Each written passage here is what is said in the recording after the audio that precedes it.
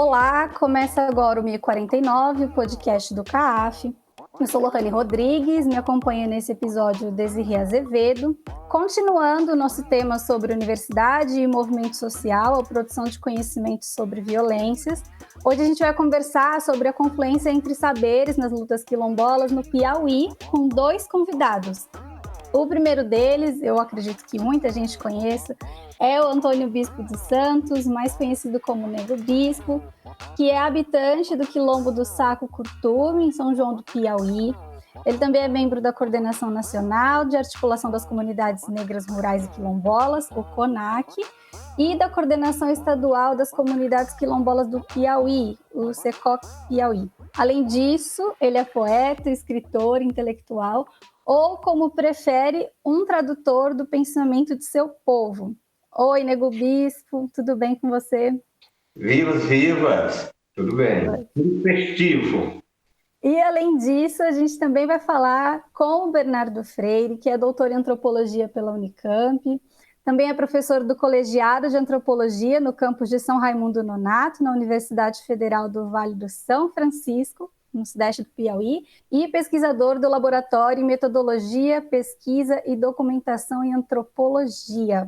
Oi, Bernardo, tudo bem com você? Obrigada. Salve, tudo bem. Bom, gente, sem mais delongas, vamos começar aqui esse papo. A primeira pergunta, eu gostaria que vocês contextualizassem os nossos ouvintes. Então, eu queria pedir para você, Bispo, que você nos contasse um pouco da história do Quilombo Lagoas e como é que a sua trajetória se insere nessa história. Então, eu vou te contar um pouco a minha trajetória, confluenciando com a trajetória de outros quilombolas e em outros quilombos. Primeiro é dizer que eu sou quilombola, por essência, por consequência, e sou piauiense ou outra coisa qualquer por conveniência, certo? Então, eu não estou em um quilombo no Piauí, eu estou em um quilombo onde o Piauí está. Então, a matriz é o quilombo. O Piauí vamos dizer assim, que um outro componente. Eu nasci e fui criado em um quilombo chamado Piquezeiro, no Vale do Rio Berlengas, onde, na minha compreensão, nos meus sentimentos, nós não guardamos memória de escravidão. Eu conversei muito com a minha geração avó, mas nossas conversas só alcançavam até o meu tataravô, mas é dizer que o meu tio-vô mais velho nasceu ainda no século XIX. Ou seja, significa dizer que o meu tataravô nasceu bem antes da tal Lei Áurea. E para um alcance que nós vamos até antes da Lei Áurea e não tem memória de escravidão, eu creio que pelo fato de nós termos sido criados a cento e alguns quilômetros de um dos portos no Rio Parnaíba, onde eram desembarcados os africanos e era embarcado o gado para alimentar os engenhos dos outros estados do Nordeste, por nós estarmos a 80 quilômetros da primeira capital do estado do Piauí, e nós não ter memória de escravidão, significa que o nosso povo deve ter se livrado dos colonizadores logo que desembarcaram do porto. Tanto é que o meu bisavô era uma das poucas pessoas que tinha acesso a esse porto, onde ele ia comprar sal. Então ele conhecia muito bem essa estrada. Então eu compreendo que o fato de ele conhecer bem essa estrada significa que ele conhecia o caminho pelo qual ele se libertava. Então, pelo fato de eu ter sido criado numa comunidade tão empoderada, tão autônoma, então a minha relação com os quilombos é sempre uma relação de uma memória de, vamos dizer assim, de vencedores, de independente, não de vencedores, mas de autônomos. E isso fez com que a minha geração avó me autorizasse a compartilhar as nossas vivências, tanto dentro do nosso quilombo, como com outros quilombos que fosse possível. Então, a minha relação com o Quilombo Lagoas é exatamente a partir do momento que eu decido compartilhar com os demais quilombos aquilo que foi compartilhado comigo lá no quilombo onde eu nasci. Então, meu primeiro contato com o Quilombo Lagoas é em 1998, quando foi construída a primeira cisterna de captação de água da chuva naquele quilombo. Então, as pessoas responsáveis pela construção da cisterna me convidaram para ir lá fazer a discussão sobre as outras experiências quilombolas. E daí eu me confluí, eu confluí no Quilombo Lagoas, e essa confluência existe até hoje. Daí para cá nós fomos confluenciando com outras pessoas, mais várias outras pessoas, até que chegou a esse momento maravilhoso que Bernardo também aparece no Quilombo Lagoas, e aí logo eu e Bernardo, por conta do Quilombo, acabamos nos confluenciando também. Então o Quilombo é a base da minha confluência com Bernardo, e daí essa coisa só tem rendido, só tem expandido. Aí Bernardo também confluenciou com outros quilombos, e todos esses quilombos que são responsáveis pelo nosso confluenciamento hoje estão na Caatinga. Aí é uma outra questão. Nós não somos quilombolas no Piauí, nós somos quilombolas na Caatinga. E na Caatinga, a Caatinga não é no Piauí, a Caatinga é no cosmos. A Caatinga é um mundo. Então nós somos quilombolas nesse mundo chamado Caatinga, então nós somos, né? Bernardo pode até não se sentir à vontade em dizer que é um quilombola tão cedo, mas ele já pode se sentir à vontade para dizer que é povo da Caatinga. Bom, Bernardo, agora que você já é um homem da Caatinga, eu queria perguntar para você sobre a história da fundação do Parque Nacional da Serra da Capivara e como é que esse processo teve efeito na vida das populações locais, de maneira que a proteção patrimonial surge como um vetor de violência. Essa história é uma história também que é importante contar como eu chego nesse ponto. Isso. Porque é uma história super complicada. Aqui, onde em São Raimundo Nonato só se fala dela a meia voz, salvo quando você está nos territórios, em conversas mais aparceiradas. Eu me mudo para Caatinga em 2016, por causa da fundação do Colegiado de Antropologia, que é um colegiado que se estabelece num campus criado na fundação do Colegiado de Arqueologia, se eu não me engano, por volta de 2009, 2006, né? Não tenho certeza disso, mas acho que por volta de 2006. E que é um colegiado que, obviamente, ele é construído por uma orientação voltada pelo parque, pela fundação do Museu do Homem Americano, e depois o Museu da Natureza, fundado mais recentemente. Então, o colegiado de antropologia ele é construído para ser uma espécie de colegiado satélite da arqueologia. O que não aconteceu, porque é aquela história de concurso público, né? Aparece quem aparece, e calhou de aparecer um grupo de pessoas que tinham outro tipo de compromisso muito mais voltado com algumas práticas que sejam, você pode chamar, em alguns casos, mais republicanas, outras mais democráticas, mas enfim, o curso ele foi fundado com outro espírito. E aí a relação que a gente tem com o parque propriamente dita, né, do ponto de vista de uma relação de cooperação, é zero, ou tende a zero. E na medida em que a nossa relação tendia a zero, e obviamente o parque não teve nenhum interesse pelos nossos perfis, né? A Nia de Guidon nunca teve interesse nos nossos perfis de trabalho, a gente começa a desenvolver trabalhos com maior grau de autonomia. E nessa autonomia, nós começamos a ser bombardeados pela existência, que talvez é a única forma de aprendizado real, né? E nesse bombardeio, a gente começa a ouvir rumores sobre o parque, porque tem todo aquele processo de você ser de fora, chegar num lugar em que ninguém te conhece, chegar numa posição de poder, porque professor universitário chega com carinha de elite, né? E a gente sabe disso, chega para colonizar, é para isso que a gente é pago para chegar e colonizar.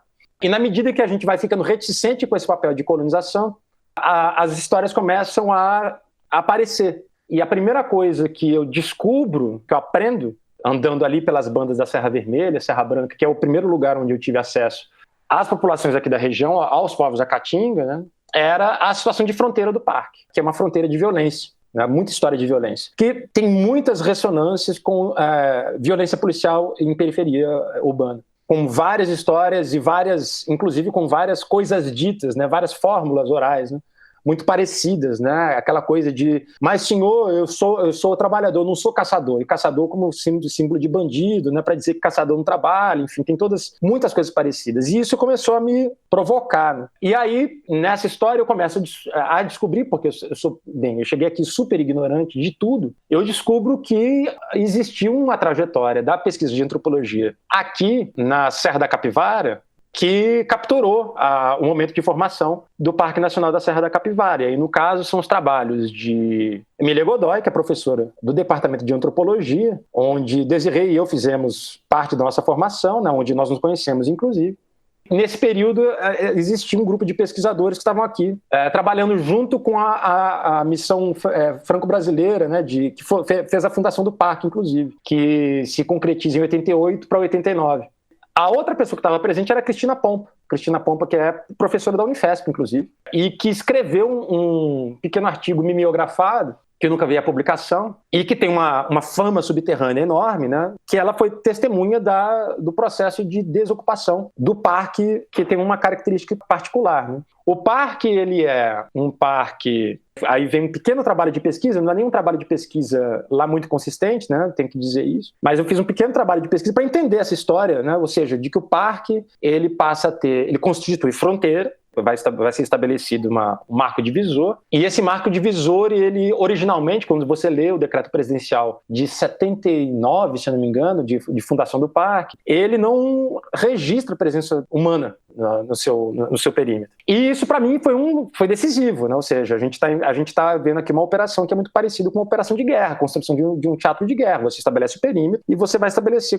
Se não tem ninguém ali, ninguém vai ser reconhecido, que se tiver alguém ali, não vai ter reconhecimento. E o que aconteceu foi algo muito próximo disso, se não pior, porque a memória do parque não contabiliza a existência dessas pessoas, memória pública, o que para mim é extremamente grave do ponto de vista da gestão dos espaços. Eu sofri para conseguir uma fotografia, porque, obviamente, se existem pessoas fazendo pesquisa na região do parque, antes do parque existir, elas estão tirando fotos e elas estão tendo... Seguramente existe um material fotográfico sobre essas pessoas que moravam nessa região. Deve ser um arquivo grande, e, na verdade, eu consegui acesso a uma foto somente, né? Então, todo esse processo de apagamento, para mim, ele foi super importante. E, na verdade, ocupou muito da minha cabeça nos meus primeiros 2 anos aqui. Porque a Univasf, ela fica bem do lado do Museu do Homem Americano, né? É só atravessar a rua, literalmente. E aí, o que acontece é que o trabalho que eu começo a fazer já na caminhada primeiro com o Quilombo Lagoas, e aí me confluindo com o Nego Bispo, confluindo com o Mestre Naldinho, confluindo com Rosalina, Oswaldina, muita gente que me ajuda a pensar e reaprender as coisas, eu vejo quanto esse processo de apagamento ele faz parte da relação de poder de construção das distinções de grupos de poder na Caatinga, né? É uma história que faz parte dos territórios. E o trabalho que eu acabo fazendo para publicação desse artigo de 2018 é um trabalho de tentar compreender, muito mais do que explicar, eu estou tentando compreender o que aconteceu. E o que acontece é isso, é um processo que tem duas marcas importantes para mim, que são as marcas mais flagrantes, que é de apagamento dessa memória, como é que o parque na prática, ele foi construído. E eu não estou falando que ele não deve existir, mas existem processos de gestão ambiental e patrimonial muito mais plurais do que aquele que foi incorporado no parque, ou seja, existem parques e reservas florestais com as pessoas dentro, fazendo parte da gestão, e que eram contemporâneos da criação do parque. Era o projeto original do parque, inclusive. Esse projeto é abandonado, não existe registro a respeito da razão dessa mudança. Esse apagamento, ele apaga os outros grupos, né? Porque tem aquela história, alguns grupos que moram bem na periferia do parque, com condições muito complicadas. Mas os grupos que moravam dentro, eles foram tão apagados, mas tão apagados, que só sobrou a memória do Zabelê, que se transforma, depois de, mais de 10 anos, no novo Zabelê, num processo de reassentamento completamente irregular, super complexo, cheio de problemas, e com profundo desrespeito pela população do antigo Zabelê. E a memória do Zabelê, e essa talvez seja a parte mais importante, que talvez conflua muito com a conversa sobre os territórios quilombolas na Caatinga, a memória do Zabelê só persiste porque houve resistência. E o Zabelê, ele passou pelo trauma e pelo profundo desrespeito, pela profunda violência de ter as casas derrubadas por tratores, como forma é a forma ritual por excelência para dizer que se trata de uma operação de guerra, né? Ou seja, se houver resistência, a gente apaga a existência. E é um modelo de guerra muito moderno. O que acontece, então, a partir disso, é eu ter que viver com essa contradição, e não sou eu que tenho que viver com a pior parte, eu vivo só com um incômodo intelectual, mas é conviver com a vida institucional de uma prática colonial evidente, né, porque colonização é guerra, não existe nenhuma diferença entre uma coisa e outra, em que existe uma instituição que, em tese, é uma instituição patrimonial, trabalhar tão ativamente no apagamento da sua própria história. E é uma coisa que, só de eu falar isso aqui em público, já é um problema gigantesco, né? Porque não se fala sobre isso aqui, é proibido. Mas é constitutivo, né? Não tem o que dizer. E é aí que eu entro nessa história, ou seja, como alguém que está tentando redigir, né? Eu estou tentando escrever essa história, né? Marcar isso. E tentar constranger colegas a trabalhar na ideia de que essas memórias dos territórios, entender que a memória é sinônimo de luta, de resistência, né? Porque é isso, né? Ou seja, o apagamento das outras comunidades foi muito mais agressivo do que a tentativa de apagamento dos Abelê. Precisa de uma colaboração nossa ética, né? Não é uma colaboração só intelectual, de pesquisa, mas existe um problema do envolvimento ético e que só se pode cumprir na medida em que você faz parte da caminhada. Posso perguntar, Lu? Que eu acho que na conversa aí nessa sequência aí de fala de vocês dois, né, me chama a atenção o seguinte: o Nego Bispo fala pra gente que ele é quilombola, né, que ele tá no quilombo. Por acaso, também tem o Piauí, né, essas coisas se sobrepõem, mas existe o Piauí, né, esse estado, essa estrutura, essa máquina. Como o Bernardo fala em seguida, né, ela é colonizadora e, nesse sentido, ela é destruidora, ela apaga a memória, ela luta contra modos de vida e de existência a outros, né? E aí, nos seus textos, Nego Bispo, o senhor sempre fala sobre um lugar de tradutor, né? Tradutor do seu povo. E aí eu gostaria de pedir para você contar um pouco para a gente o que é, né? O que é ser esse tradutor, que lugar é esse de tradutor que se ocupa nesse processo de luta pelos modos de vida quilombola em face dessas estruturas, dessas máquinas estatais colonizadoras, né? E o que é contra-colonizar? Então, por incrível que pareça, eu nasci em 59 e em 74 eu assisti a televisão pela primeira vez. O rádio em 70. Então, assim, o rádio em 70, a televisão em 74. Então, nós não tínhamos contato com as cidades, nós não tínhamos contato com os modos de vida produzidos pelo saber escriturado. Ou seja, o modo de vida eurocristão colonialista, o modo de vida bíblico. Porque, na verdade, a Bíblia é um texto intencional. As pessoas que escrevem a Bíblia, elas escrevem com a intenção de forjar aqueles modos de vida no mundo, e até certa parte elas conseguem. E o modo de vida dos quilombos é um modo de vida que é composto a partir da oralidade, mas não só da oralidade, a partir da comunicação diversa. Então, quando chega no final da década de 60, as escolas escrituradas, de escrituramento, elas chegam no nosso território. Até então, nós tínhamos as oficinas. Nós aprendíamos a fazer as coisas nas oficinas, no dia a dia, nas roças, enfim, nas casas de farinha, nos engenhos, mas nós não aprendíamos na escola. De vez por outra, passava um caixeiro viajante e a gente pedia para ele dar uma lição. Às vezes, muitas pessoas aprenderam a ler e escrever com os caixeiros viajantes, por incrível que pareça. Ele se arranjava na casa. E ensinava a fazer o nome e tal, mas escola não. Então eu sou uma das primeiras pessoas da nossa família que vai para a escola de uma forma organizada, estruturada.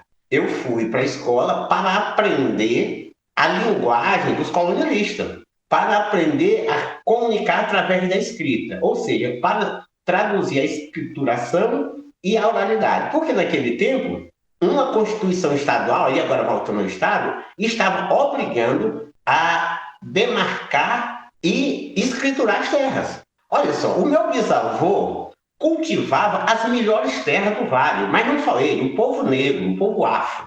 Para você ter uma dimensão disso, nós tínhamos mais de 18 engenhos, quando eu me entendi, por gente. E 15 era do nosso povo. E eu visitei todos eles. Eu era um queridinho, porque eu era o moleque que ia para a escola. Então, eu tinha que visitar todos os engenhos, conversar com todos os mestres. Eu não tive a felicidade de brincar com as outras crianças, sabe, na mesma densidade que eles brincavam. Porque eu tinha que estar sempre conversando com todas as gerações. Então, eu estou dizendo isso para dizer que nós tínhamos o cultivo dessa terra. Então, veio a escrituração, e nessa escrituração, muitos de nós perdemos as terras. Quem perdeu menos? Quem sabia traduzir os documentos. Então, nosso povo deu uma congelada nos processos até que alguém da família entendesse da tradução. Então, eu tive a festividade de traduzir a consolidação dessa escrituração para o nosso povo. Então, nós fomos quem menos perdemos terra. Mas eu pensava que aí estava encerrada a minha participação. Eu pensava que a partir de agora eu ia cuidar da minha família, da minha vida, casei, tive filho e tal. Só que um dos nossos grandes mestres, o tio Norberto Máximo, que era meu tio-vô, quando foi passar para a ancestralidade, ele me convidou para entrar no quarto dele, né? Fechou a porta, trancou por dentro e guardou a chave. Ou seja, eu estava ali agora para conversar com ele até a hora que ele quisesse. Aí a nossa conversa foi muito interessante, porque ele começou me dizendo, olha, eu lhe chamei aqui para lhe dizer que nunca tive filhos, mas criei muitos filhos. Nunca fui rico, mas sempre comi e dei de comer. Aí ele começa a chorar.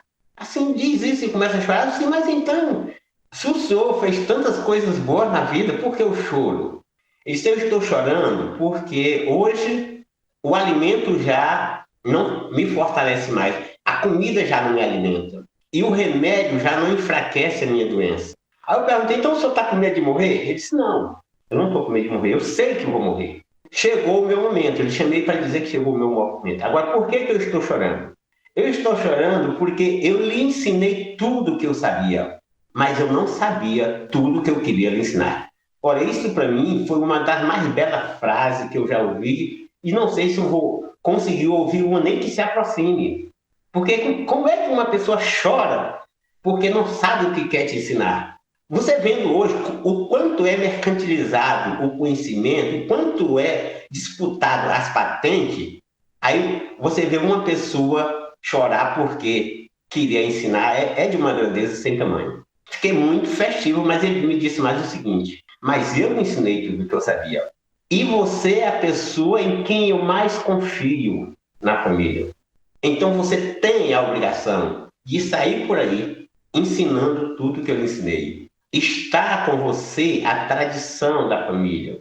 Então significa dizer que enquanto você ensinar o que eu lhe ensinei, mesmo que eu esteja enterrado, eu estarei vivo. Mas no dia que você deixar de ensinar o que eu lhe ensinei, mesmo que eu esteja vivo, eu estarei morto. Então a minha vida está nas suas mãos. Então isso aqui é que determina qual é a relação que eu vou ter com o conhecimento, com o saber. Eu tenho a obrigação de compartilhar. E eu pensava que eu só ia fazer isso lá onde eu nasci. Mas não, eu venho recebendo orientações da trajetória. Então, da ancestralidade, o que mais que eu tenho que fazer? Então, eu vou andando, eu sou uma pessoa de fronteiras. Eu sempre estou nas fronteiras. Por exemplo, eu dialogo com a Aniette Guidon desde 94. Diálogos de conflito, de briga. Porque ela não tem capacidade de dialogar. Ela acha que a última palavra é a dela, entendeu? Mas é isso. Aí eu fui compreender os processos, a escrituração, um pouco da Bíblia, e aí eu cheguei ao entendimento que a Bíblia determina todos os modos de vida da sociedade eurocristã monoteísta e que as constituições dos estados nacionais são anexo da Bíblia. Todas as constituições são anexos da Bíblia. É só você olhar tudo que está escrito na Bíblia, está escrito na Constituição. Tudo. Então, o que é contracolonizar? Contracolonizar é impedir que o colonialismo continue acontecendo e reeditar os modos de vida que já foram desestruturados. Então, contracolonizar hoje é você, ao invés de discutir teoria, discutir cosmologias, discutir trajetórias. Ou seja, ao invés de teoria, trajetória, ao invés de ideologia, cosmologia. Não significa dizer que as outras coisas não devem acontecer. O contracolonialista, ele não pode querer que o modo colonialista deixe de existir, mas que exista por sua própria conta. Que o modo colonialista seja autônomo e não impostor. Porque o colonialismo não é um modo de vida autônomo, é um modo de vida impostor. É um modo de vida submisso e que quer reverter os papéis. Autônomos são os quilombos, autônomos são as favelas, autônomos são as aldeias, autônomos somos nós. Mas o colonialismo é submisso, covarde, impostor, sabe? Fraco. Tanto é que está vivendo o seu mais importante desastre, o apocalipse. Nós estamos presenciando o apocalipse da sociedade eurocristã monoteísta e da forma que foi profetizada biblicamente nos anos 2000. Então esse é um momento muito interessante, muito necessário, porque é um momento de contracolonialismo amplo, porque até algumas pessoas que mais se relacionaram com o colonialismo, tipo vocês, estão de uma forma ou de outra sendo enfeitiçadas pelas nossas linguagens, que são várias. E esse enfeitiçamento, ele é muito importante, porque faz com que vocês, embora não sejam um dia pessoas quilombolas, embora não sejam um dia pessoas da Caatinga, mas podem ser um dia pessoas contra-colonialistas ou, no mínimo, decolonialistas, que também é um processo intermediário, é um processo de transição muito importante. Maravilha. Eu queria continuar falando sobre a tradução, mas perguntar para você, Bernardo, essa tradução da qual o bispo se refere, ela chama a atenção para os limites e também para as violências contidas nessa imposição da linguagem do Estado, escrita, né, em face da oralidade quilombola. E isso aparece na sua reflexão como os problemas contidos nessa administração da diferença. Então, eu queria que você falasse um pouco sobre essa questão, pensando nesse lugar do antropólogo como um tradutor e uma espécie de verificador dessa existência quilombola aos olhos do Estado. Tá, mas aí a gente tem que começar com um problema primeiro. Eu não vejo nenhum lugar do antropólogo nessa história. Eu acho que eu detesto esse negócio. O lugar do antropólogo, parece que antropólogo faz alguma coisa de bom, né? Não faz, não necessariamente. Isso é aquela história de você pegar uma profissão e dizer que a profissão ela tem um código de ética e o código de ética redime quaisquer males. É bobagem. O problema é ético, o problema é de vida, o problema é de cosmologia, o problema é onde é que você se situa. E antes de mais nada, é importante dizer isso. Assim, eu não acho que eu estou redimindo, ou me redimindo, ou redimindo o que quer que seja, porque esses trabalhos que se desenvolvem aqui, eles são trabalhos de parceria e são trabalhos compartilhados. Então, na verdade, o que eu faço é um acessório para as roças. Independente do que eu faça, é acessório para as roças. Todo esse processo de autonomia que o Nego Bispo está descrevendo aí, de quem é autônomo nessa história, ela fica evidente durante a pandemia. Né? Foi na pandemia que eu descobri, cara, se der pau, se esse processo for decisivo, eu tô fudido. Não sei nem se pode falar palavrão nessa entrevista, mas já foi. Por quê? Porque o Bispo, a última vez que eu fui na casa dele, faz pouco tempo, foi semana passada, ele estava me falando o seguinte, né, que a gente estava se despedindo e tal, e aí ele falou alguma coisa assim, né, de a gente se vê aí, legal, tchau, tal, mas é melhor vocês virem pra cá do que a gente ir pra lá, né, porque aqui a gente tem os bichos, a gente tem o que oferecer, lá vocês não tem nada, entendeu? Então, e é isso, né, quem tá fora da minha relação com o Bispo pode achar que isso é ofensivo, não é ofensivo, é real. Se a pandemia for aprofundando, quem não tem onde plantar, quem não tem onde viver, vai ter o apocalipse acontecendo, vai ter a revelação acontecendo. A revelação é essa, você vai descobrir que você não tem nada. Tem uma outra história com o Nego Bispo, né, que eu estava com um camarada da Federal da Paraíba visitando. Ele também, a gente levou umas cervejas que esse amigo meu faz, né, o Christensen Freire, grande figura. E o Bispo a gente estava tendo alguma conversa e veio a história da riqueza, pobreza, não sei o que era exatamente o assunto, mas aí o Bispo foi definir de uma forma para mim muito importante sobre o que é riqueza e o que é pobreza. Ele estava dizendo o seguinte: o lugar mais pobre do mundo é aquele que tem hotel, onde as pessoas não são capazes de receber quem chega. E aqui vocês estão vendo um lugar em que qualquer pessoa chegando, ela tem onde ficar, ela tem o que fazer, ela tem um espaço de acolhimento, tem um espaço de cuidado. Eu acho que essas coisas são importantes para dizer o seguinte: não tem nada de especial no trabalho do antropólogo. Até porque, à luz da história da antropologia, as relações da antropologia com o Estado no Brasil, o antropólogo é o cara que tenta colar com cuspe, né? Ou seja, é aquele que vai chegar com o mal feito, né? Normalmente, a gente chega depois do fato, e vai colar com cuspe. A história da formação territorial do Brasil, quando entra antropólogo no meio, e antes, quando entram os geógrafos no meio, desde o Instituto Histórico Geográfico Brasileiro para cá, antropólogo é o cara que vai colar com cuspe. Então, assim, eu não gostaria que esse fosse o meu lugar nessa história, né? Ou seja, eu não estou tentando colar com cuspe as sobras de conflito que o Estado produz e aí chega alguém com atraso para edulcorar a pílula e mostrar que está tudo bem, vamos consertar agora. Não, eu não estou consertando nada. Ao mesmo tempo, Meu trabalho aqui, quando ele aparece o problema da tradução, ele aparece antes, né?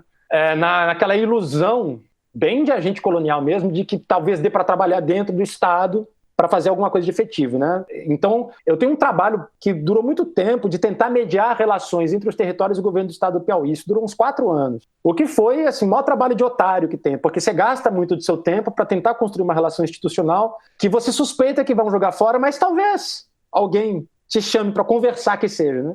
E não, o teu trabalho que você faz é jogado fora porque você não tem força política, não tem força econômica para estabelecer uma relação, sei lá, de poder, né? E se eu tivesse condições para isso, eu não estaria fazendo trabalhos no território. Não dá para viver 2 trajetórias. Então, a tradução aparece aí na medida em que eu percebo a total falta de cuidado e de busca de compreensão, que na verdade é constitutiva dos aparelhos de gestão, com relação ao que se configura como os territórios tradicionais de Caatinga. Hoje a gente tem uma instituição, hoje não, existe uma instituição, todos os estados têm essa instituição, né, que são os institutos de terras estaduais, que quando vão lidar com outras formas de ocupação do espaço que não são de propriedade privada e módulos agrários, módulos rurais, eles não sabem o que fazer. Não existe área compartilhada, eles não sabem qual é a convenção cartográfica para você mapear uma terra de quilombo, uma terra de ausente, uma terra de conjunto, terra de santo. Não existe, não sabe o que fazer. Mas o problema é que a dinâmica da vida demanda isso. Os espaços de compartilhamento, porque lajedos, caldeirões, carreiro, estrada, bosque, essas coisas todas, elas vão configurando aí coisas que precisam fazer parte da administração, se é que você vai reconhecer as populações que de fato existem. Mas o que existe é fundamentalmente a administração. Então, quando você entra no território da tradução, o grande problema é lidar com... Não é um problema do sentido, né, na verdade, porque é possível traduzir. Mas não é, a questão não é a perfeição da tradução. A questão é o compromisso com a tradução. E aí, nesse momento, é que vem a dificuldade maior e quando você percebe que o papel do antropólogo é uma fria, porque você fica empenhado na prática da tradução, que é uma prática possível, né? Então, a minha preocupação maior, talvez, seja o papel inverso dessa que o Nego Bispo acabou de descrever para a gente. Porque o que eu fiz durante algum tempo foi tentar construir traduções para o Estado daquilo que aparecia como uma dinâmica e formas de sentido e de práticas dos territórios, que é um trabalho que eu ainda faço, né? A antropologia faz isso, na verdade, né? A gente, mais do que qualquer outra coisa, tradicionalmente a gente transforma palavras, conceitos, práticas em categorias administrativas. A gente gosta de falar de que é teoria e tal, mas a gente está traduzindo para quem faz gestão. Para aulas, e nas aulas da universidade, a gente vai formar o quê? Gestores, mais do que qualquer outra coisa. Então, na medida em que eu estava imbuído disso, eu tinha aquela utopia de que, aquele desejo íntimo, né, reprimido, de que às vezes o problema era de incompreensão, de falta de sentido, de preconceito. Não, o problema é de conceito mesmo, ou seja, existe um grande sistema, um grande esforço econômico para ocupar o máximo de pessoas e fazer trabalhos que não vão chegar em lugar nenhum. Isso para mim é mais do que evidente. O objetivo não é resolver. O objetivo não é sentar para discutir e confluir, ou seja, fazer o que você não quer, né? O gestor nunca faz aquilo que ele não quer. Por isso que o papel da NIED, às vezes parece assim que tem a inveja, né? Aqui o povo gosta muito de falar de ingratidão, né? Porque sem ela a gente não estaria aqui. E o lance...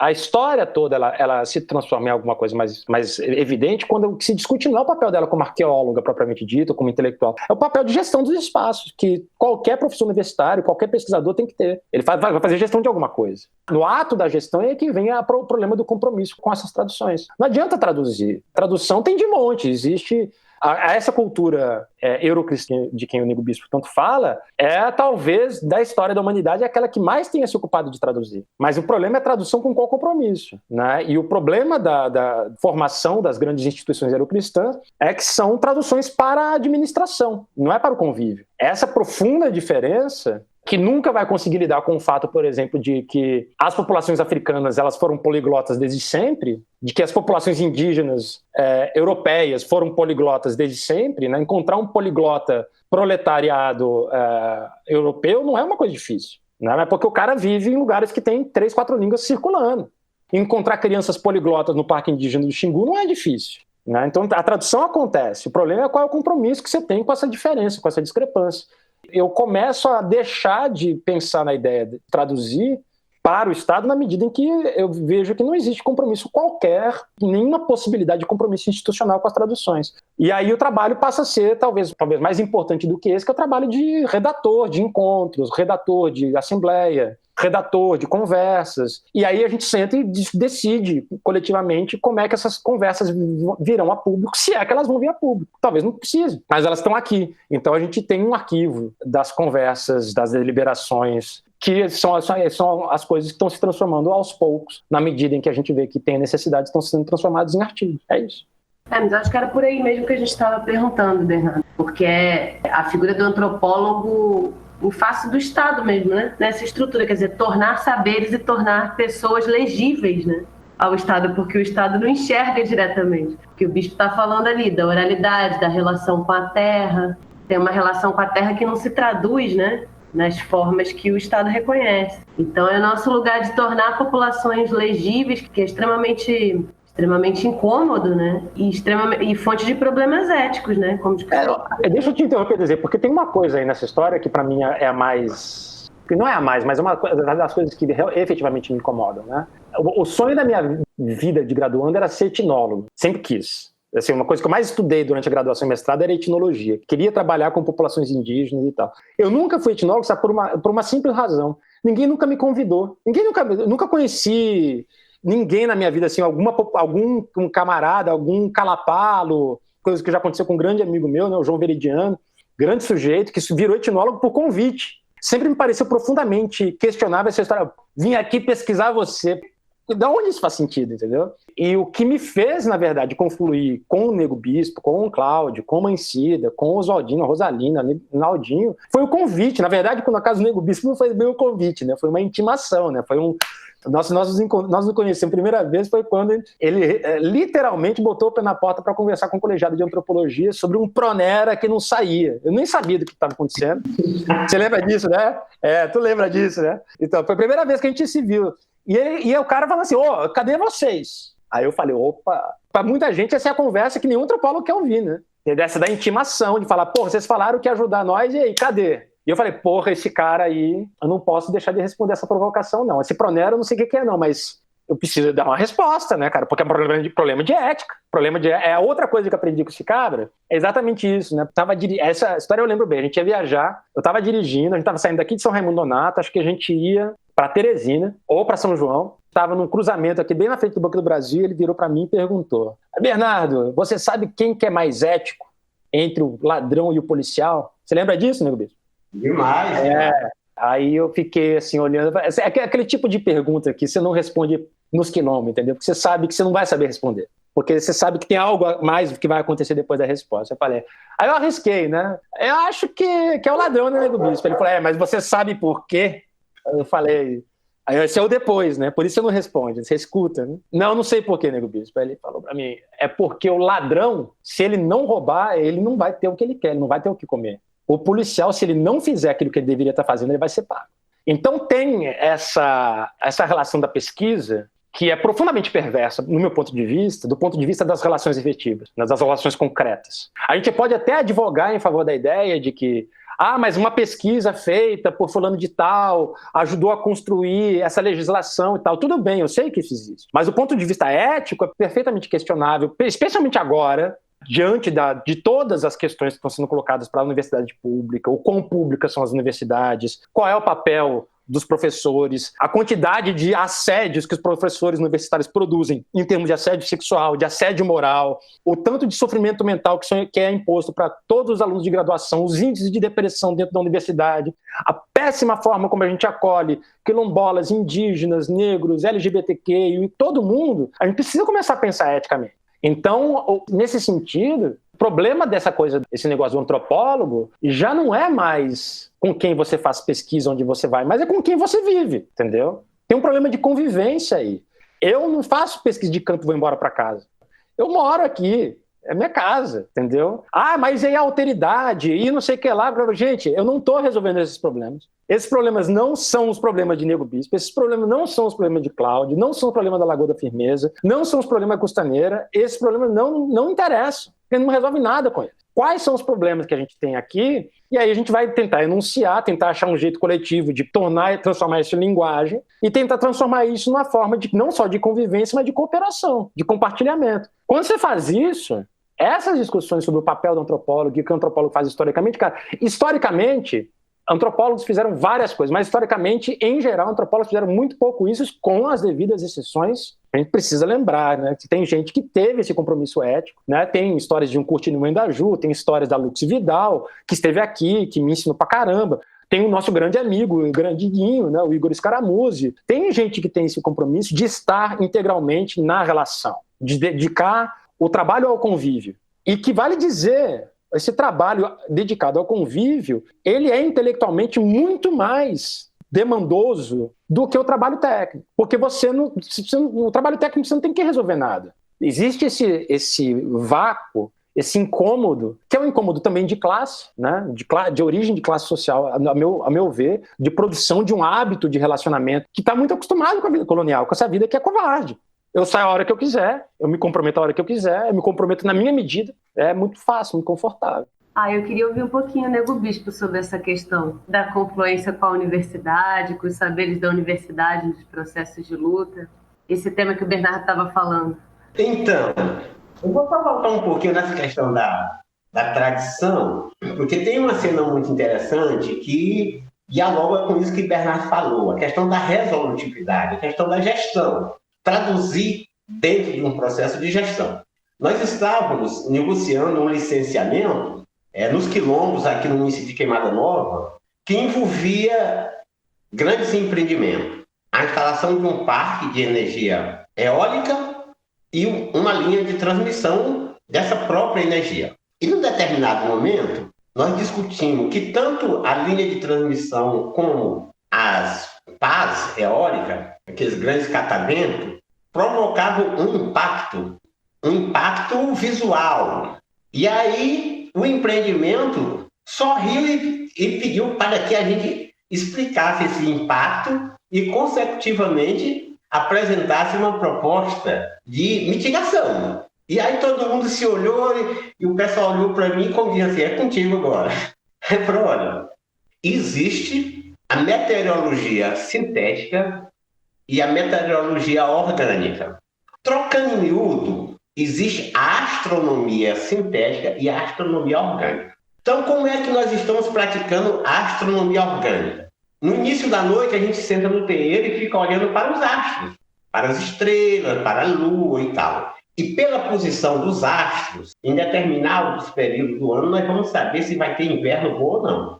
Como nós vivemos na Caatinga, as chuvas aqui são fundamentais. É por isso que a gente diz que está bonito para chover.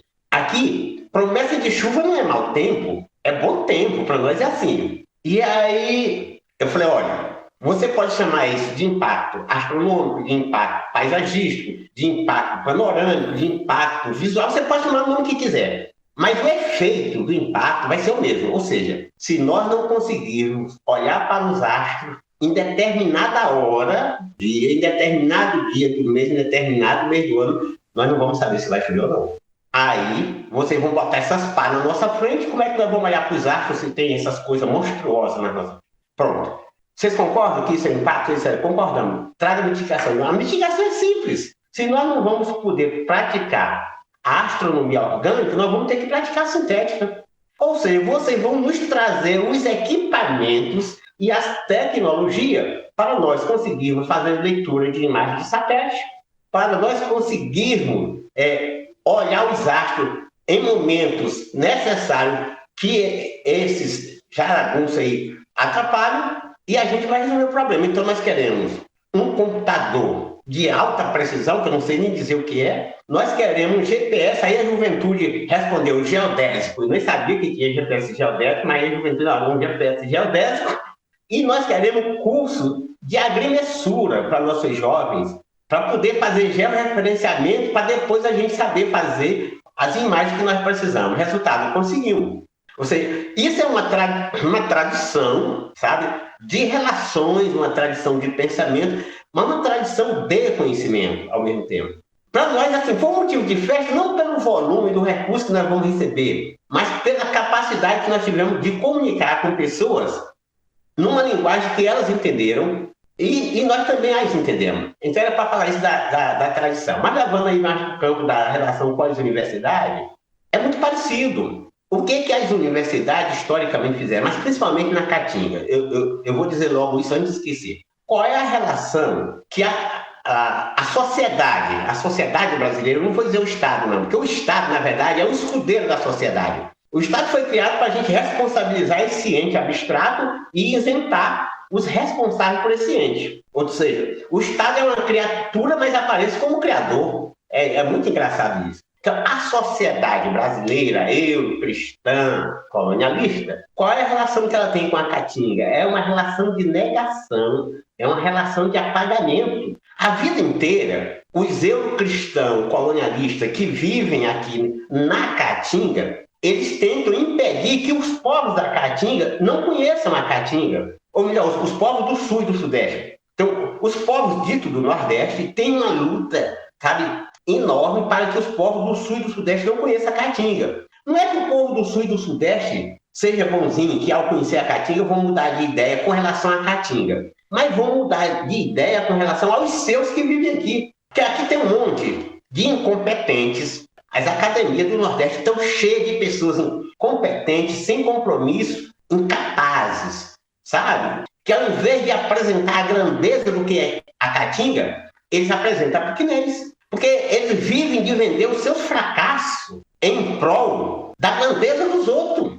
Porque não existe nada mais belo do que a Caatinga. Todas as plantas, todas da Caatinga, elas são medicinais, são alimentícias, ornamentais, sabe? Elas são fantásticas.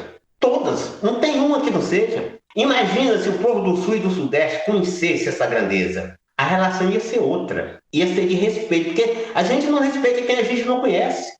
Um dos critérios para que haja respeito é o conhecimento e o reconhecimento. Então, a primeira babaquice das universidades no Nordeste é não pesquisar sobre a Caatinga e não apresentar a grandeza da Caatinga. Uma vez eu disse para o Bernardo que eu ainda não sei o que é uma universidade, mas quando eu sabia menos ainda, eu pensava que no Piauí tinha universidade. Não, no Piauí tem umas escolas que se chamam de universidade, mas na verdade, não são, porque não pesquisa. Assim, a Federal do Piauí, a melhor pesquisa dela é em gestão pública. Por que não pesquisa a Caatinga? Por que não tem um campus exclusivo para a Caatinga? Então, é dizer isso, as universidades, elas são os mais importantes instrumentos da colonização. Mas, como elas só existem se houverem comunidades para serem pesquisadas, então elas dependem da comunidade. Tanto depende que eu tenho brincado assim com algumas pessoas das universidades. Olha, a gente pode fazer um acordo. O nosso saber não é necessário. Nós somos analfabetos, nós não temos nem saber, sabe? Nós temos algumas coisas que vocês chamam de empírico. Vamos fazer um acordo? Vocês não pesquisam mais nas nossas comunidades. E vamos ver quem consegue viver. Nós, comunidades, somos capazes de viver sem as universidades. Agora, eu quero ver se as universidades são capazes de viver sem as comunidades. Engraçado, igual os europeus. Esses europeus que se acham que são as melhores coisas do mundo. Caramba, vocês são o primeiro mundo? Que diabo vocês querem vir no terceiro mundo? Fica lá, vive apenas do que tem lá, se vocês forem capazes, porque nós somos capazes de viver apenas do que tem aqui. Nós somos capazes. Ontem eu estava numa live com uma linda menina, tive a festividade de ser convidado para participar da Semana da Mulher Africana, um convite que eu recebi de Ain Urassi, uma das monstruosidades que nós temos nesse mundo, e fui falar com uma menina de 26 anos, irmã Manu, de um quilombo lá no Pernambuco, e foi lindo ela dizer assim: olha, a gente vai mariscar, as crianças vão junto. Tudo que a gente vai fazer, as crianças vão junto. Você pode chegar aqui, se você quiser conhecer a comunidade, pergunta às crianças. Elas vão dizer que planta é aquela, para que elas vão dizer como é que pesca, que peixe é aquele. Agora, eu duvido que o povo dos Alphaville consiga. Assim, eu vou festejar demais no dia que um povo do Alphaville consiga viver sem o que está fora da Alphaville. Aí vai ser muito bonito. No dia que o povo da universidade conseguir viver sem o que está fora da universidade. Mas hoje eu quero lhe dizer que não existe confluência entre o saber orgânico e o saber sintético, mas é possível de haver compartilhamento. Compartilhamento em alguns momentos e em alguns outros momentos, recuperação.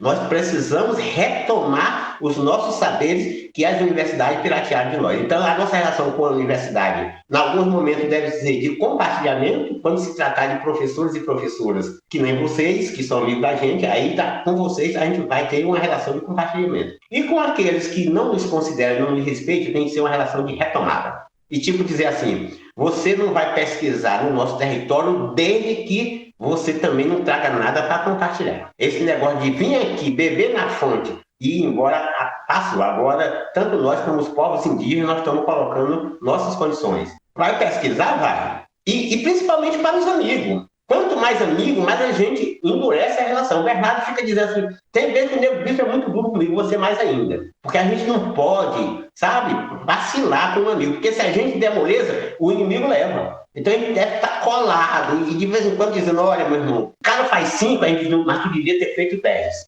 Aí quando o cara cansa, não, para aí, 15 já tá bom. Mas a gente também não pode dar muita moleza, para a gente não perder. Porque eu acho que foi uma das coisas que o pessoal da esquerda fizeram, não estou dizendo que a esquerda vai resolver, porque ontem também a menina disse coisa linda, mas é uma coisa que aconteceu, eu estou dizendo isso porque precisa as pessoas que são desse campo prestar atenção. Quem é Lula? Lula não é Lula. Lula é uma confluência de relações socioeconômicas e intelectuais. Se os afluentes de Lula, ou seja, se os confluentes de Lula se afastarem dele, ele se acaba. Então Lula precisa saber que sem o sindicato, que sem as associações, sem as cooperativas, ele não existe, ele não é ninguém. Esse discurso otário de dizer assim, eu sou uma ideologia, não, ele não é ideologia, não, ele é uma confluência de ideologias. Mas se todas as pessoas que confluenciaram com ele se afastarem, ele já era. Tanto já era que algumas confluências ele já perdeu. Os quilombos não vão mais confluir da forma que confluíram, os indígenas também não vão mais, os povos tradicionais vão continuar votando, mas vão continuar dizendo, a organização é a nossa. Os povos tradicionais nunca mais vão cair nesse milagreamento de achar que o Estado resolve tudo. Na verdade, nunca caíram. A gente dava a entender para ver o que rolava, mas agora a gente já viu que dá a entender não faz bem, agora a gente já vai dar a entender o que rola. Então é isso.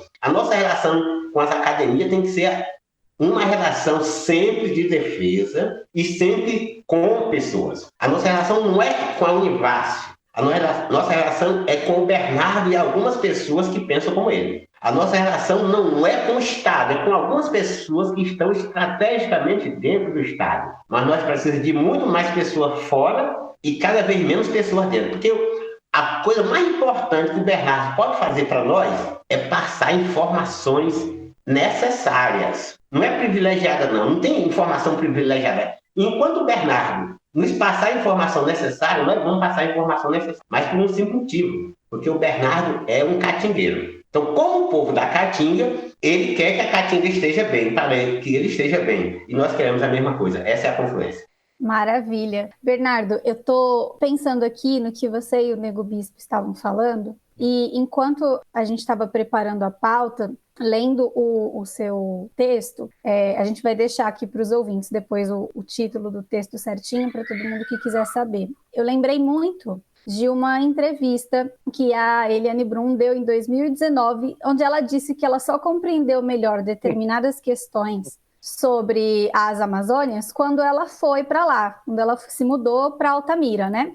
O exemplo para ela que ela usou foi o da literalidade, ou seja, que o que é dito ou aprovado em Brasília repercute imediatamente lá em Altamira e nas Amazônias.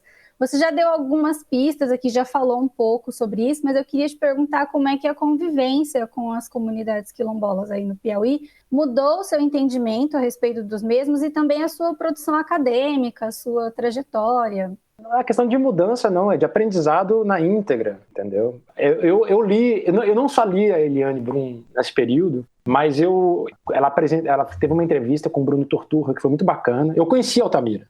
A história de morar junto, ter esse movimento, né? Isso que o Bispo acabou de falar agora, ele me fez, uma outra vez que a gente estava vindo para minha casa, quando eu morava num outro bairro aqui, a Milonga, eu estava dirigindo e tal, estava chegando perto de casa e eu estava tomando esse cuidado que eu tenho de falar, quilombos aqui, eu tô aqui, eu sei disso, cada um tá... E o bispo falou, mas pera lá, mano, você tem que se ligar que, às vezes, as lutas são as mesmas. E tem hora que você tem que dizer que a luta não é sua ou do quilombo, é nossa, né? E eu falei, não, fica tranquilo, porque a minha motivação, o meu envolvimento com a questão quilombola, ela não veio para um romantismo, felizmente. Porque se Nego Bispo ele meteu o pé na porta para botar o dedo na nossa cara com justiça, porque a gente estava, enquanto instituição, nós estávamos enrolando o movimento quilombola do Piauí. Por outro lado, o que estava acontecendo no Quilombo Lagoas, né, que é esse território quilombola enorme, né, maior território de quilombo de Caatinga, né, teve uma invasão pela mineradora Galvani, que destruiu uma comunidade chamada Angico dos Dias, né, é onde nós estamos trabalhando em parceria agora também.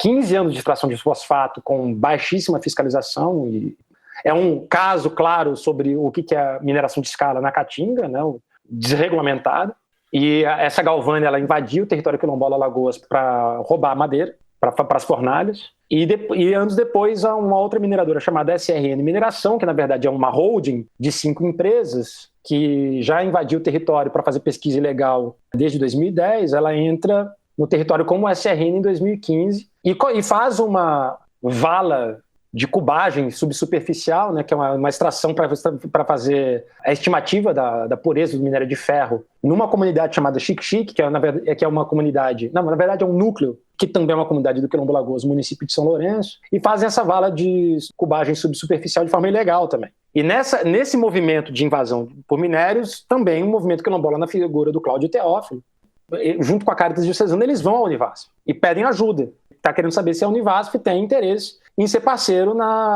nessa luta. E a minha resposta para isso foi imediata, né? Claro que sim. Mas por quê? Porque eu moro aqui. Eu conheço cidades, eu sou mineiro, eu conheço cidade envolvida por mineração, de berço, inclusive, né? Eu sou criado entre Belo Horizonte, Ouro Preto e Mariana. Eu sei muito bem o que acontece, né, com essas cidades. As cidades, a primeira coisa que ela perde é a autonomia, né? É exatamente isso que o Nego Bispo está falando. Você vira uma alfaville sem nenhum benefício. Você vira dependente de coisas que são suas e que você não tem, que você deixa de poder usar. Então, o que me levou para a adesão nessa discussão no trabalho de resistência contra a invasão do território quilombola Lagoas é o fato de eu morar aqui. Então, aí respondendo ao que você está falando, você me perguntou sobre se mudou minha compreensão. Eu não sei se eu sei responder isso. O negócio é que isso não era minha preocupação. Minha preocupação é que eu moro aqui. Eu mudei para cá para criar meus filhos aqui, para viver aqui, criar uma vida aqui. Eu tenho um filho nascido aqui, eu tenho 2 filhos. E eu não quero morar numa cidade regida por mineradora. Já é ruim o suficiente com a elite política que o Piauí tem, né? Já é ruim o suficiente com a elite econômica que o Piauí tem. Imagina com empresa de mineração de escala. Aí não dá, acabou. Você tem que sair da cidade e morar mesmo nos territórios, porque a vida fica impraticável. Nesse sentido, e aí eu vou, sem modéstia nenhuma, eu vou corroborar com o que o Bispo está falando. Essa luta é minha, a luta pela Caatinga é minha também. É nessa hora que se eu tiver discordâncias com alguma deliberação de um território, eu vou ter que falar, não, isso aí eu tô fora. Eu tenho a relação com a Caatinga, ela é minha, porque ela é da minha vida também. Minha vida depende da Caatinga. Então, o que muda, para mim, não é o que eu conhecia sobre os territórios, porque também essa relação, para mim, tá meio fadada ao fracasso. Não é o que eu sei sobre... Porque a gente tem essa coisa, né, da vida intelectual, né? O que eu sei sobre os trombriandeses, o que eu sei sobre os Haganers, o que é que eu sei, quando, na verdade, é o que eu posso fazer com elas, o que eu posso criar com essa galera, em que eu posso ser útil e o que eu posso aprender, de fato. E esse aprendizado, que é fundamentalmente epistemológico, você pode chamar de ideológico, sem perder muito na tradução, ele tem muito pouco a ver com aqueles desafios que a gente fala, especialmente na esquerda, como os nossos desafios. E aí, o que eu aprendi com os territórios, eu aprendi mais sobre a universidade do que sobre quilombos, é engraçado isso. Eu resisto a essas investidas de Nego Bispo com relação a ser quilombola e tal, porque eu ainda acho que eu não sei nada sobre a vida de quilombo. Eu sou um bebê, eu sou uma criança de 5 anos, que é o tempo que eu tenho de relacionamento. Mas eu aprendi muito sobre a universidade. O que eu aprendi não é abonador. A universidade, ela tem papéis estratégicos em contextos de crise que ela ajudou a criar. Tem umas coisas aí que a gente gosta de a ciência, a antropologia, calma lá. Agora, o que para mim é evidente é que em nome da democracia a gente faz muita miséria. na vida universitária. E se a gente não assume essa nossa dívida institucional, e principalmente essa nossa dívida com os povos do país, né, desse espaço territorial complexo, que é uma dívida gigantesca, a gente não vai para lugar nenhum. E a universidade, eu acho que a universidade não vai fazer isso como instituição. E eu, sinceramente, acho que a universidade brasileira está com dias contados. Ela não tem como justificar a sua existência se ela não fizer essa aliança, a mesma aliança que o Lula precisa se lembrar que ele tem que fazer para confluir, a universidade precisa fazer também. As universidades, né, porque elas são complexas também, são muitas, né? É isso que o Nego Bispo está falando sobre as universidades do Nordeste terem pouco ou nenhum vínculo com a Caatinga e só falar, se engrandecer pela própria miséria constitutiva e não conseguir reconhecer e compreender a grandeza da Caatinga, ela tem a ver com isso. É essa recusa de confluir ou de querer confluir com a pessoa errada. Querer confluir só com a pessoa que vai tirar, que não vai contribuir, que não vai se comprometer com você. Então, respondendo, Lorane, eu não aprendi tanto assim sobre os quilombos, muito menos do que eu gostaria de ter aprendido. Mas eu aprendi muito sobre a universidade.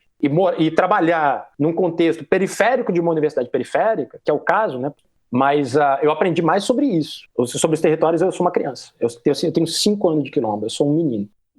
Cara, eu acho que a gente tinha uma última pergunta que um pouco o Bernardo foi trazendo, né? E o Bispo também um pouco respondeu antes, que era justamente sobre a questão dos ataques à ciência, à universidade. No momento atual, essa produção de conhecimentos tanto da universidade em relação com os movimentos sociais, né? Como é que a gente faz com que esse diálogo potencialize, né? É engraçado que eu estava escutando você falar e a única coisa que eu estava pensando era isso. Quer dizer, os ataques à universidade, na realidade, essa ciência, né? Isso que a gente produz na universidade não precisa ser defendido do ponto de vista da institucionalidade, né? Quer dizer, não ataquemos a ciência ou não critiquemos o papel da universidade, o distanciamento da universidade dos movimentos sociais, porque a ciência passa por um momento de ataques e tal, mas o contrário, né? Acho que é um momento que essa aliança, essas confluências, elas são decisivas, porque ou a gente produz nessa chave, ou a gente potencializa esse diálogo, ou a gente faz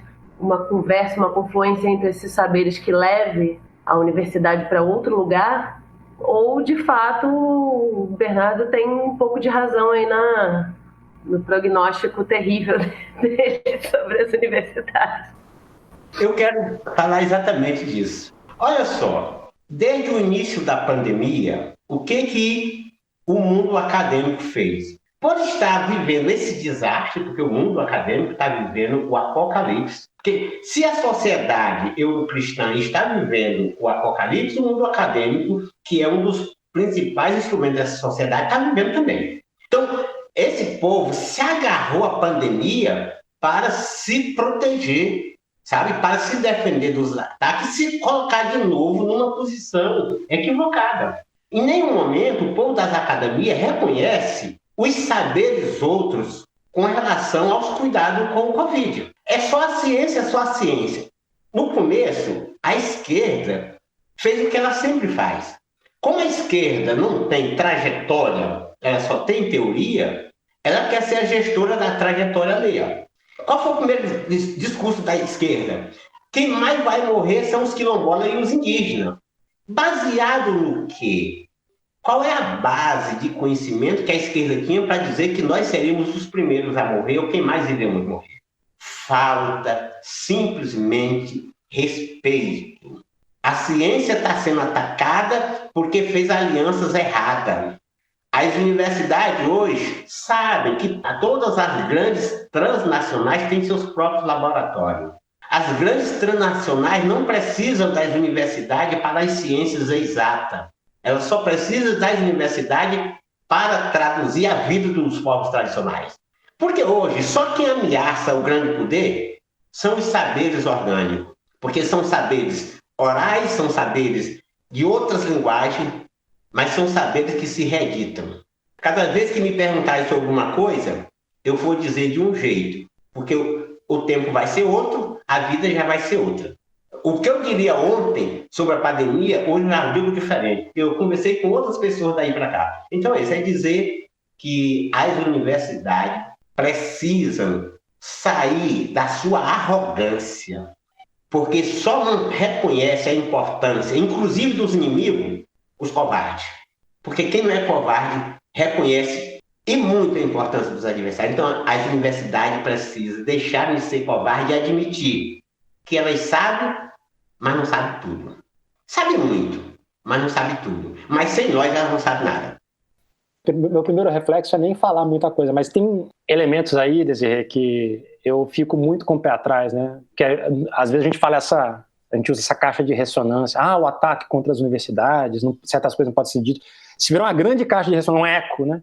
É preciso dizer algumas coisas sobre isso. Em primeiro lugar, que a vida política institucional das universidades foi de ataque permanente durante muito tempo, né? Tem algumas coisas que a gente esquece, mas, por exemplo, essa noção de pesquisador profissional, e Nego Bispo lembrou de um negócio aí que é fundamental, que eu quero ressaltar, né? Esse negócio de pesquisador profissional, remunerado e tal, é fruto de guerra, né? Ou seja, todo esse modelão de pós-graduação que a gente vê aí, que constrói carreiras e tal, foi construído na Segunda Guerra Mundial. Antes da Segunda Guerra Mundial não tinha esse influxo de pesquisa, e a pesquisa ela era pesquisa tecnológica voltada para a guerra, né? A cibernética foi desenvolvida aí, inclusive, né? E a cibernética é o carro-chefe de todos os procedimentos de desenvolvimento de automação, a linguagem para química, renova a linguagem da genética, é isso, é guerra. Então tem isso. Segundo lugar, o Bispo está falando uma coisa aí que é muito certa. Essa pesquisa que interessa para o capital, ela é uma pesquisa que hoje está sendo desenvolvida em grandes corporações, entendeu? E se ela descobrir um sistema rentável de manter isso daí, aquilo que a gente chamava de carro-chefe das universidades vai dançar, que já está dançando nas universidades periféricas, já era, não consegue competir. Tem laboratórios privados em São Paulo que dão de 10-0 nos laboratórios de engenharia da Univasf. Exatamente porque a Univasf gosta de se pensar como empresa e não como se pensar como universidade no contexto em que está. Então não tem nenhuma diferença e nesse fato de não ter diferença não tem estrutura e perde o jogo. Então tem essa arrogância de achar que é grande coisa e não ter condição de fato de bancar aquilo que faz e não saber reconhecer. Acho que não é só não saber reconhecer o inimigo é o mais grave. Então, nessa retórica, nesse eco, né, o ataque contra as universidades foram e são centro de ataque, ainda que, mas tem casos que, mas a exceção não faz a instituição. E a ciência, pelo amor de Deus, isso não existe.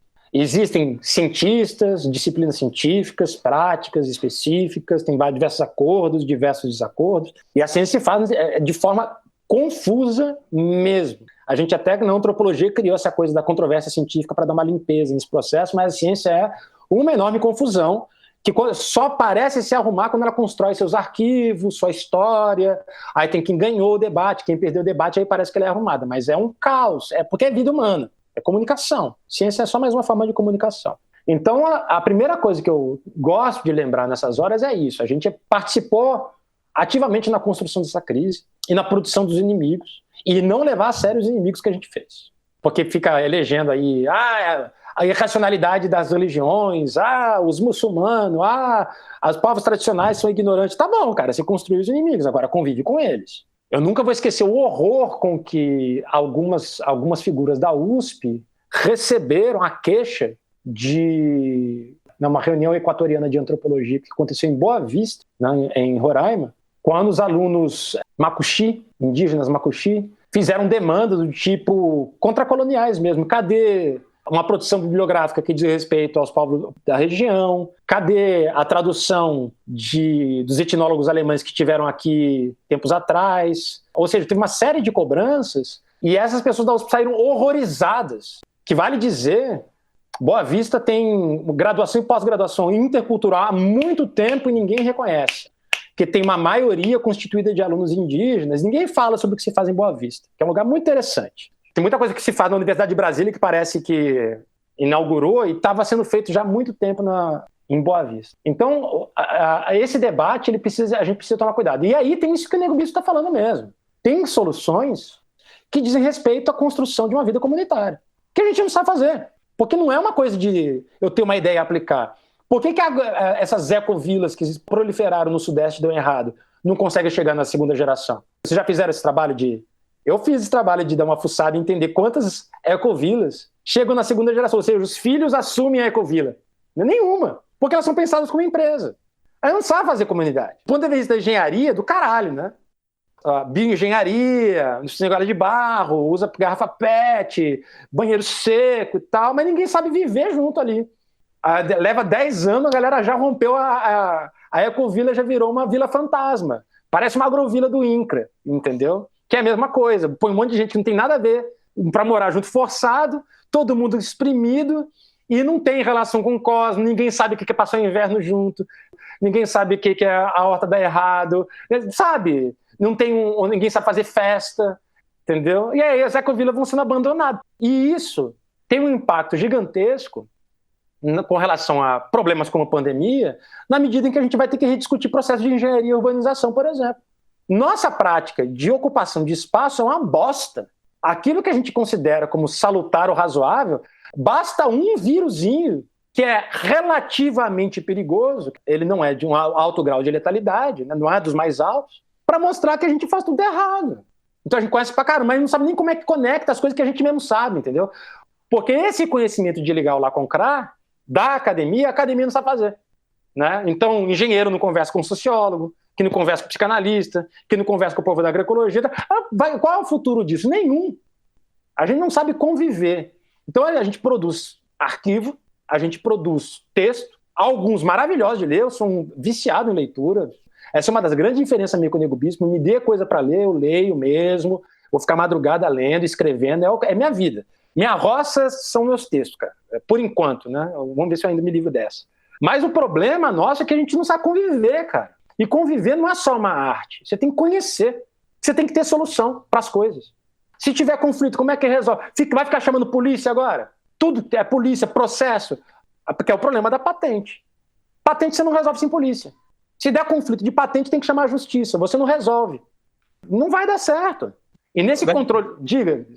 Engraçado, só nessa história da patente, porque eu acho interessante.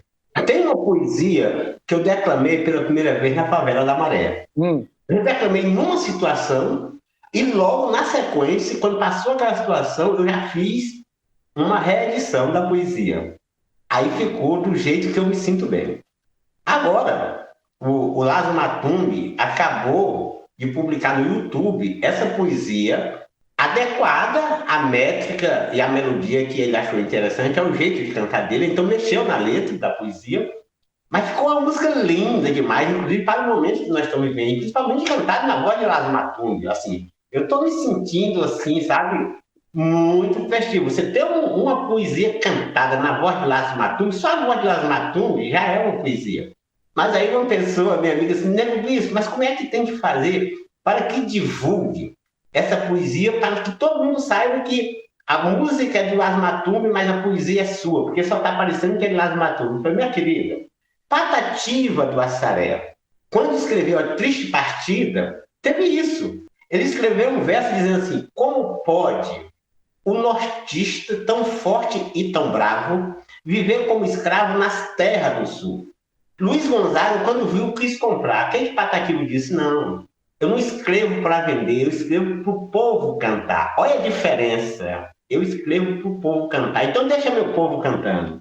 A Luiz Gonzaga disse, mas se eu gravar e disser que ela é uma poesia nossa, então tu não me vende, mas a gente faz uma parceria. Aí ele disse, olha, você quer também cantar você pode. Então e Patativa não estava ligado nessa história da patente. Aí como é que Luiz Gonzaga gravou? Como pode o nortista tão forte e tão bravo viver como escravo no norte e no sul? Aí Patativa está errado. Eu disse no sul, eu não disse no norte e no sul. Luiz Gonzaga, mais Patativa, mas o povo do sul não ia gostar. Não, convenhamos, no norte também tem umas coisas que não é boa. Aí Patativa diz, ó, já tá feito, eu dei minha palavra, não vou voltar atrás. Mas não foi isso que eu disse. Então, a mesma coisa. A pessoa está dizendo, moça, essa poesia é para declamar, e ser declamada na voz de Lázaro Matumbi é mais bonita ainda. Então, é dizer isso, que a questão das patentes precisa ser questionada. Poesia não pode ser mercadoria, porque a poesia é a conversa das almas.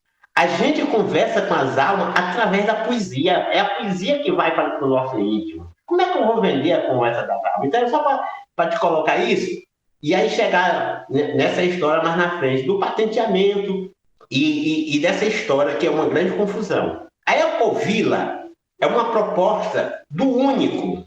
E o povo confunde o único, o um com o único. Você ser individualista não é você ser unicista. É você ser um. Um existe porque existe muitos. Se não existe muito, não existe um, existe único.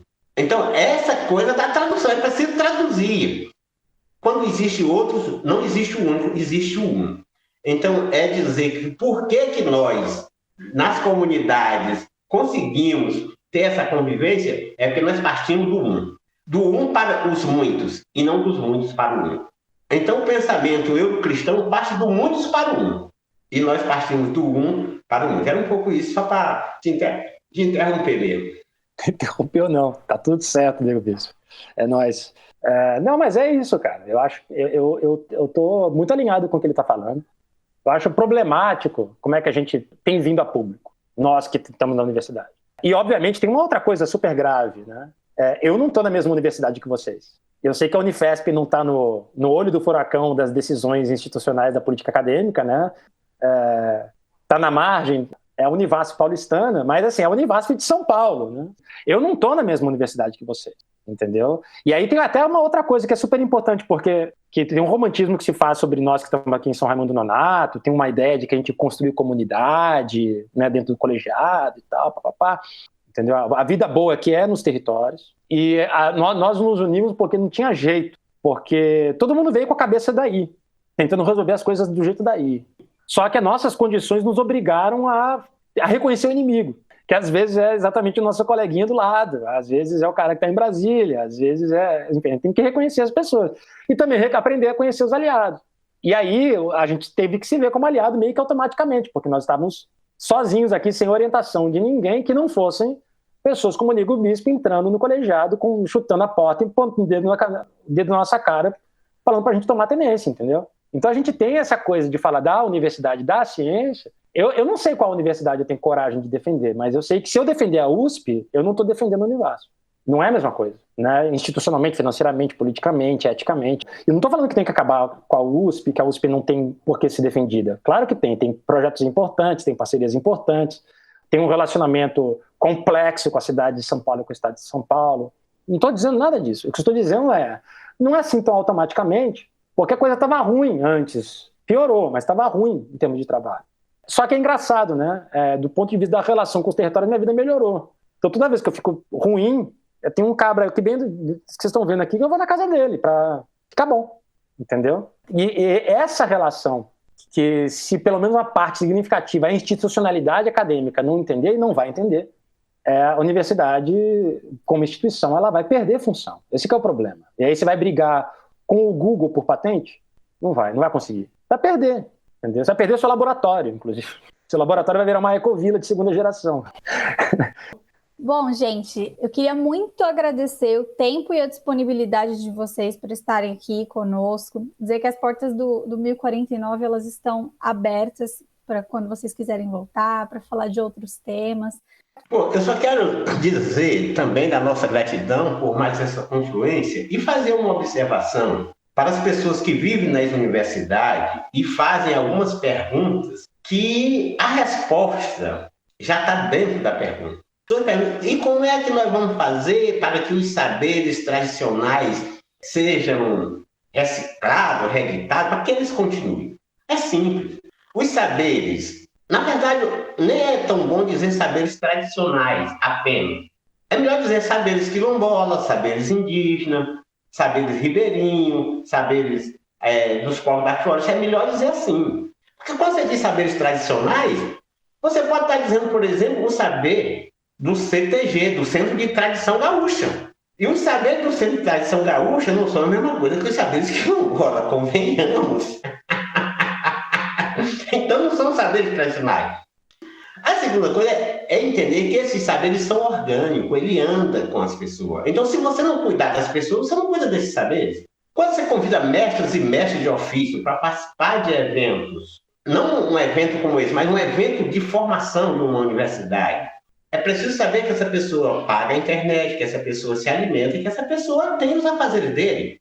É preciso responder a seguinte pergunta: e se o Nego Bispo me chamar para ir para a roça dele, participar do mutirão, eu vou sem receber nada? Então, chamar a gente para dar uma aula inaugural numa pós-graduação, chamar gente para dar aula. Agora, na pandemia, os professores chamam a gente para dar aula com eles.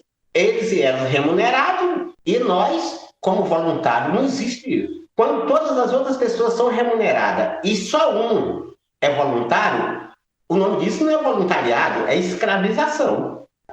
E a outra observação é que as professoras e os professores precisam saber que o processo de aprendizado tem que ser compartilhado. A gente precisa dizer que não sabe. E outra coisa, o professor e a professora que não conhece a vida dos seus alunos precisa reeditar sua postura. Por que eu digo isso? Porque o Bernardo vem para minha casa com os seus filhos. E os filhos do Bernardo brincam com a minha neta e com o meu neto, mas brincam com os vizinhos aqui da comunidade. Os filhos do Bernardo são filhos aqui, mas não é porque eles são filhos do Bernardo, professor da universidade, não. É porque eles sabem brincar com as crianças daqui. É uma relação delas. Os filhos do Bernardo chegam aqui e eles compartilham com as crianças daqui. Eu vou conversar com o Bernardo, nós mais velhos vamos conversar, e as crianças, ora conversam com nós, mas ora conversam junto. Então, eu conheço muitos professores que sequer sabem onde moram seus alunos, sequer sabem como e do que vivem seus alunos. Ou tipo assim, tem uma coisa que é muito mecanicista. Uma coisa é o ensinamento, outra coisa é a educação e outra coisa é a mecanização das relações. Então é preciso que a gente fique no ensinamento, na aprendizagem e na inspiração. Um pouco isso, e dizer da nossa gratidão, dizer que nós também estamos à disposição, e o resto é só aplauso para a nossa confluência. Não, eu que agradeço mais um momento, né? Porque agradecer a possibilidade de conhecer você, Lohane. Mas para mim isso aqui é muito mais um grande barato assim, de estar com o Bispo e Desirê aqui. O espaço ele é bom quando ele é bom. Foi ótimo poder trocar uma figurinha aqui. Fica o convite para vocês virem para cá, né? Eu sei que é longe, mas a Caatinga ela merece ser vivida, porque isso aqui não é uma caixa de surpresa, não, é um outro mundo, né? De fato. É isso, Bri. Obrigado.